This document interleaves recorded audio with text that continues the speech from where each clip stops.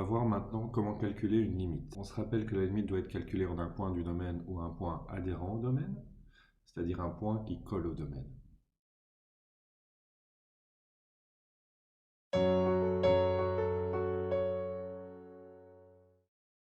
On va commencer par calculer la limite en un réel d'une fonction de référence. Les fonctions de référence, on en connaît 7. C'est les fonctions qui sont les bases pour construire toutes les autres fonctions par manipulation de fonctions si c'est graphique et par opération sur les fonctions si c'est analytique. Ces fonctions sont au nombre de 7. Il y a tout d'abord la fonction identité qui a pour expression analytique f de x égale x, c'est-à-dire qu'elle renvoie la valeur de x entrée comme sortie. Il y a la fonction carré qui a pour expression analytique f de x égale x carré, la fonction cube, x cube, la fonction racine carrée, la racine cubique, la fonction inverse qui a pour expression analytique 1 sur x et la fonction valeur absolue. Pour toutes ces fonctions, on dira que la limite en un réel a de son domaine vaut la valeur de la fonction pour a. C'est-à-dire que la limite pour x tendant vers a de f de x est égale à f de a. Alors en pratique, ça donne ça. Si on prend une fonction de référence, par exemple la fonction carré, on voit que si on calcule la limite de cette fonction en un réel de son domaine a, prenons par exemple a égale 2, on voit que pour cette abscisse, la valeur de la fonction est 4, et donc la limite de la fonction en 2 sera 4. Prenons pour exemple la fonction inverse. Si on veut calculer la limite en 2 de la fonction inverse, on va obtenir 1 demi. On peut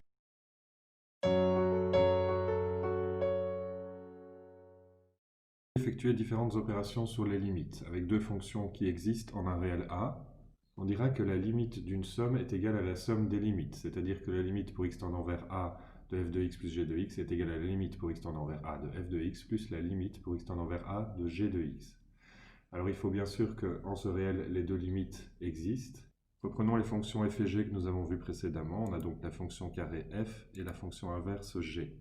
On peut additionner ces deux fonctions en additionnant simplement leurs ordonnées. Et on obtient la fonction h de x qui est égale à x carré plus 1 sur x. Prenons par exemple la limite en 2 de la fonction f. On a vu qu'elle valait l'ordonnée de la fonction f en 2, c'est-à-dire 4. Et prenons la limite de la fonction g inverse en 2 aussi. On voit que cette fonction a pour ordonnée 0,5, c'est-à-dire 1 demi en 2. C'est normal puisqu'on a inversé 2, ça donne 1 demi. Et on voit donc que la limite de la fonction g en 2 vaut aussi 1 demi. Donc d'après la formule, la limite de la somme des fonctions vaudra 4 plus 1 demi, c'est-à-dire 4,5. On va le vérifier graphiquement. Voici la fonction qui est la somme des deux fonctions.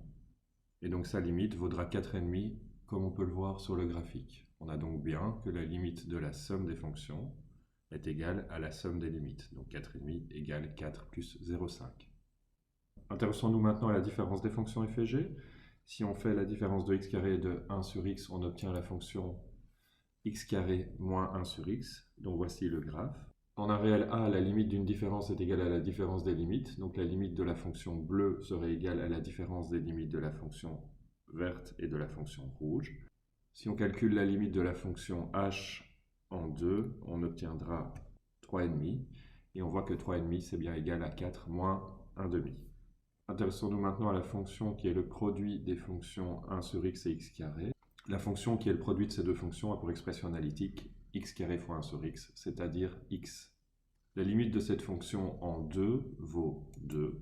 On dit que la limite d'un produit est égale au produit des limites. On le constate bien ici, puisque la limite du produit des fonctions est égale à 2, et c'est bien au produit des deux limites des fonctions vertes et rouges, c'est-à-dire 4 fois 1 demi.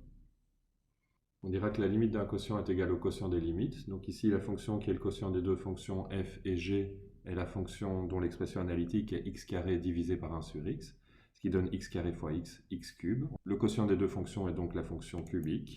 La valeur de cette fonction cubique en 2 est 8. Sa limite en 2 est donc aussi 8. Et on voit que la limite de cette cubique était bien égale à 4 divisé par 1 demi, c'est-à-dire 4 fois 2, 8. Intéressons-nous maintenant au produit d'une fonction par une constante. On va choisir comme constante 3 demi et comme fonction de base x carré. Donc la fonction 3 demi fois x carré est la fonction suivante. Donc on multiplie toutes les ordonnées par 3 demi, c'est-à-dire 1,5. La valeur de la fonction 3 demi x carré en 2 est 6. La règle nous dit que la limite du produit d'une fonction par une constante est égale au produit de la constante et de la limite de la fonction. Donc on avait 4 comme limite de fonction, 4 fois 3 demi, donc 4 fois 1,5, ça donne bien 6. Intéressons-nous maintenant à la limite d'une puissance d'une fonction. Donc prenons comme fonction 1 sur x la fonction inverse qu'on va mettre à la puissance 3. On aura donc 1 sur x au cube. Voici le graphe de la fonction. On constate que l'ordonnée en 2 de 1 sur x était 1 demi, c'est-à-dire 0,5. L'ordonnée en 2 de 1 sur x cube sera 1 sur 2 au cube, c'est-à-dire 1 huitième, 0,125. Donc la limite de cette fonction sera aussi 0,125.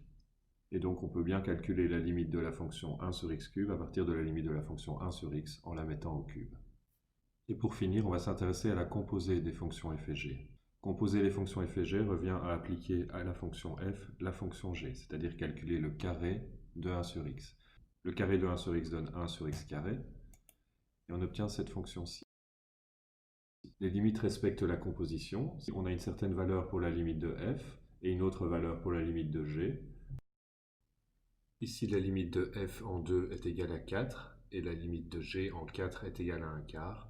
Alors on pourra dire que la limite de f de g en 2 est égale à 1 quart. Et on peut l'observer avec le graphe de la composée, puisque son ordonnée vaut 0,25, la limite en 2 sera 0,25.